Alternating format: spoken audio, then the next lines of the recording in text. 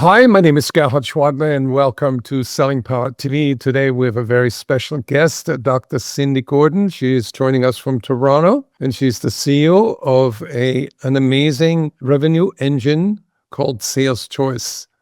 Welcome, Cindy. Thanks, Gerard. Good to be here with you on a Friday afternoon. You've created a revenue engine that, according to your website at least, it says 91% forecasting accuracy. How do you achieve that? First of all, it's only as good as the data. Let's be clear, right? So we have to be very focused on finding the right buyer profile, some really good baseline data. Typically, when we plug in, we get to levels of about 75%, but we get to 91, 95, and actually one account we're at 100%. Because we analyze the data that's most significant to the AI patterns, that gives us the clue to really double down and get those right. Rather than trying to get everything right, get the critical few. We influence so that the job descriptions get changed. We look at their KPIs. If they don't have some of the KPIs that we know are best practices, we guide them.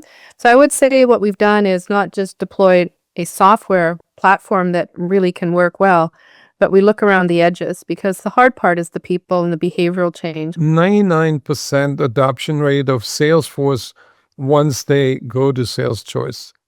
Why is that? When sales professionals start to see that what we're giving them is, I would call it a window pane, to say, if you focus on these critical few, this is your pathway of least resistance to get to a win. That's where our science maybe is a little bit differentiated. The hard part, though, honestly, is the leaders need to be spending the time to understand the significance of data patterns and thinking, right? So integrating our science into the weekly reviews is super important. You need to have, I'd say, the shift in the dialogue with the sales professionals in a cadence that resonates. And, unless you change that, we can't always get to those levels. But when you start to see that dialogue shift, what happens is the sales professional starts to realize, geez, I've got some candy here that can help me. You also talk about responsible AI. What do you mean by that? First of all, we're not black box AI. That's point number one.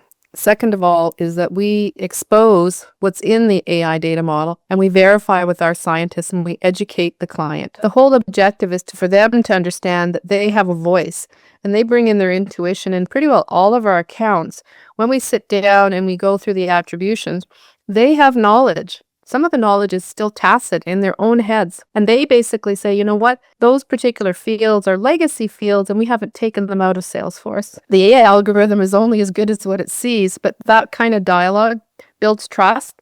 We sign off, then we, redo the model again. And we then look at the predictions, and then we have a final discussion with them. Are we set so that machine learning can go? And then we monitor every 3 months. As we have learned that the models can drift. The bottom line, I would say, is just the responsible AI is we have a corporate policy on ethical AI that we publish as well.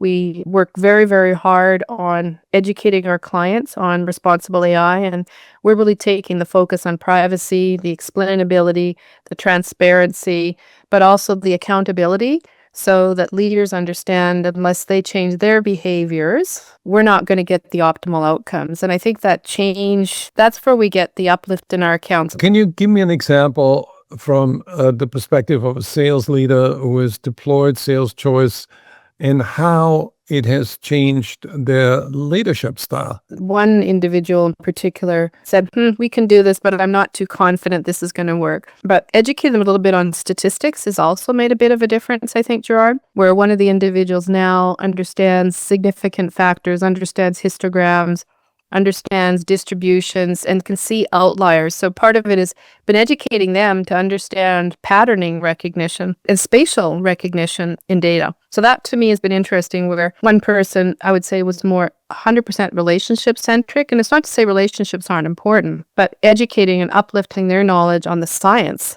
and understanding that bringing those two aspects together, you're actually in a much stronger position. One other behavior that I've seen with one of the finance individuals, where he says, let's see what the coach says. And I think in time, the analysts will start asking more questions, especially for mid to large companies or publicly traded. Are you using AI predictive forecasting to guide your decision making? You're offering, in essence, three services. Sales Choice, where you have insights. That is an incredible achievement in such a short time to create a comprehensive solution where sales organization can install that engine, connect it to Salesforce.com, and get ROI within less than 2 months. Usually the return on investments is just 2 deals, but the ROI is a no-brainer. The challenge is ensuring that the data is in good enough quality so, AI is demonstrating value and then influencing them to start changing some of their leadership and operational practices. And that's where the magic, I think, is. So where can people learn more? You just go to www.saleschoice.com. Thank you, Cindy.